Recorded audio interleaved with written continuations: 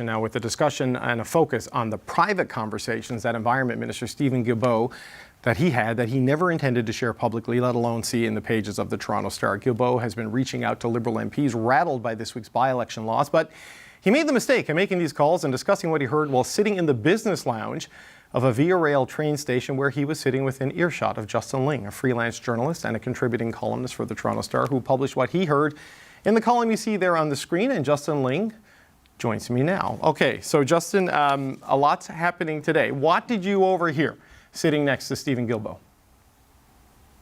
I mean, I heard the Environment Minister sitting there in the business lounge of Union Station, hitting the phones, doing outreach, recapping his last few days in Toronto, which involved some one-on-one meetings with several Toronto area MPs who are, in his words, he said in one French conversation, "10A." They're annoyed, they're frustrated, and they're tired, and they're stressed out.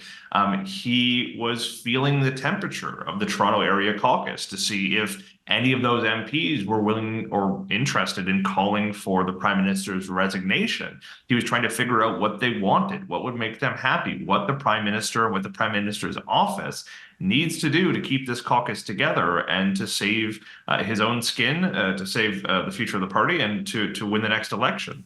Those conversations were held quite loudly, I can tell you, and within my earshot. I didn't really do much to try and pick them up, but I can tell you that in the hours afterwards, on my 5-hour train ride on a very delayed train back to Montreal, I had conversations with several members of caucus who had not heard from Guilbeault, but who confirmed the details that there is a sedition caucus inside the Liberal Party, as one MP put it to me, and they are pretty unhappy.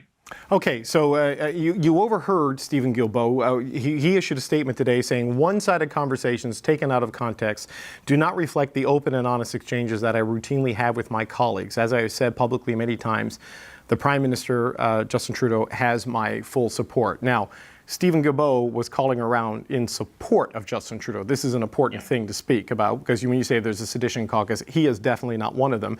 But what did Steven Guilbeault and the Prime Minister's office and everyone say to you when you followed up with them on what you overheard?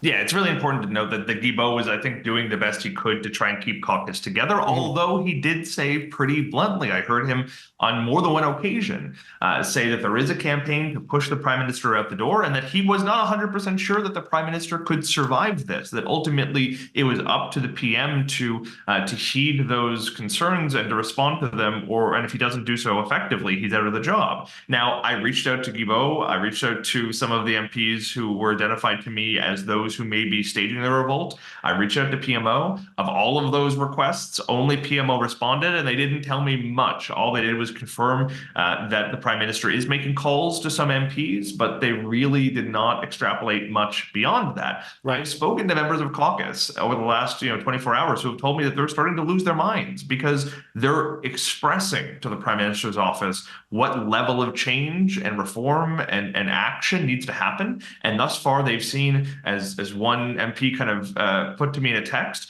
zero zilp, nada, zippo. Like, he kept inventing new ways of saying zero, nothing at all. So I think people are starting to freak out a little bit. Okay, I want to get thoughts from you and Aaron, but I've also been talking to a lot of members of the Liberal caucus. They want change, though they can't articulate specifically what the change might be and how it could turn things around for them. But loyalty to the Prime Minister, saying it's up to him to decide.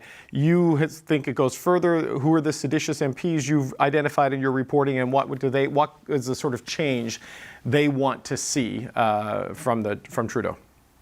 So this is really interesting, because last night I spoke to one member of Parliament who had someone read aloud the letter that Wayne Long published today. He did not have a copy of it, but he had seen it at the very least. Interesting. I was told that there was several other MPs who had considered signing that letter. Their names ultimately didn't appear on it when Wayne Long sent it to caucus today. I just got off the phone. You saw me on the phone before we started the show talking to someone in caucus who told me that the momentum seems to have stalled on that letter, that people are now playing a wait-and-see approach. Ken MacDonald being the only MP to sort of express support for it. 3 or 4 others who had originally signaled their support for the letter aren't there, and they've been rather quiet. One of them responded basically saying this is the wrong way to go about it. there may be 15 to 20 MPs who are this sedition caucus, but the majority of the Liberal Party, there's 150 some MPs, are waiting to see if the Prime Minister and the Prime Minister's office is willing to reform itself. They have a list of demands. They vary across the country, I think, but the one thing I've heard consistently has been they want to see changes in cabinet. They think there are underperforming ministers. Althea Raj, I know, was just reported and confirmed some of those. They include Chrystia Freeland and Melanie Joly. They want to see changes in the staff of the Prime Minister's office. They want to see concerns from caucus actually being listened to, heeded, and they're tired of the sort of father knows best approach that's been employed by the Prime Minister for now 9 years in power.